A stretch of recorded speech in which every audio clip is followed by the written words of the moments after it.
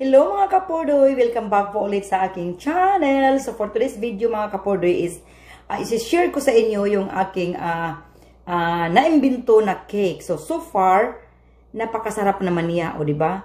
Kasi marami kaming apple doon sa aming farm. So ang ginawa ko is gumawa na ako ng apple sauce, gumawa na ako ng apple crepes, gumawa na ako ng canned apple. So marami na akong ginawa out of apple. So ngayon is naisipan ko, ano kaya ang resulta kung gagawa ako ng apple cake? So, maliban doon sa apple pie, so nakagawa ako ng apple cake. At ilalagay ko na lang sa aking description below sa aking video para malalaman ninyo kung paano ko ginawa ang napakasarap na cake na to. So, let's go na. Turuan ko na kayo. 1 cup sugar lang, na granulated sugar. Yan, 1 cup. At saka, ilagay na natin yung ating half cup brown sugar. Yun mga kapordoy.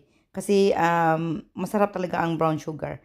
At saka, haluin na natin siya ng ilang minuto. Ayan, hanggang mahalo na yung ating brown, ang ating puti. Charot. Yung ating mga granulated sugar, mga kapordoy.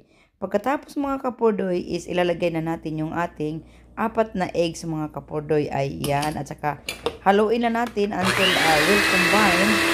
Kaya lang mga kapordoy kasi alam mo naman nag-iisa lang yung kamay ko. Kasi ang isa nakahawak ng camera. Kaya ayan ang resulta mga kapordoy. Charot.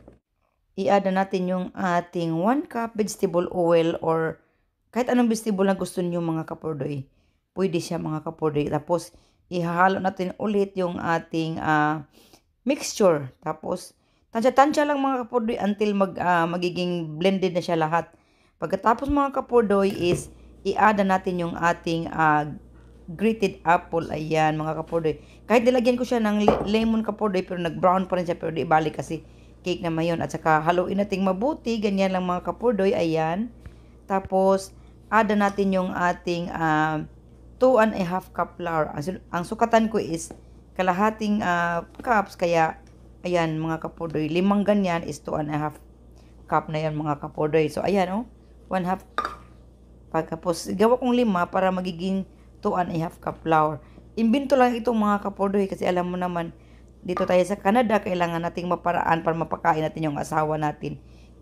Ayan mga kapordoy. At saka haluin na natin siya sa ating baking soda. Tansyahin ko lang 1 1/4 na teaspoon. Ayan mga kapordoy. At sa mga kapordoy, magdagdag na tayo ng ating baking powder. Tansya-tansya lang yung mga kapordoy, 1½ or 1 3/4. Ganun lang mga kapordoy. Tapos haluin na natin mga kapordoy at saka lagay na tayo ng cinnamon kapordoy. Kasi ang cinnamon is talagang ano talaga yan sa ating apple. Ang bango talaga. At alam ko na ang sukat ng ating vanilla extract. Ilagay ko na lang sa description below kung ano ang sukat. Pero ako, tansyado ko na yan mga kapordoy. Ayan, at saka haluin na natin mga kapordoy ng mabuti. At saka huwag natin kalimutan yung ating asin. Ayan. Pagkatapos mga kapordoy, ilagay na natin sa ating baking pan. Ayan. Kailangan tagtagin siya para mawala yung kanilang bubbles mga kapordoy. Ayan mga kapordoy. Paglabasin mga kapordoy, sarap na yan. Ayan ang mga kapordoy, nilapang ng asawa ko kapordoy. Nasarapan talaga siya sa apple cake kasi first time kong gumawa. Thank you for watching!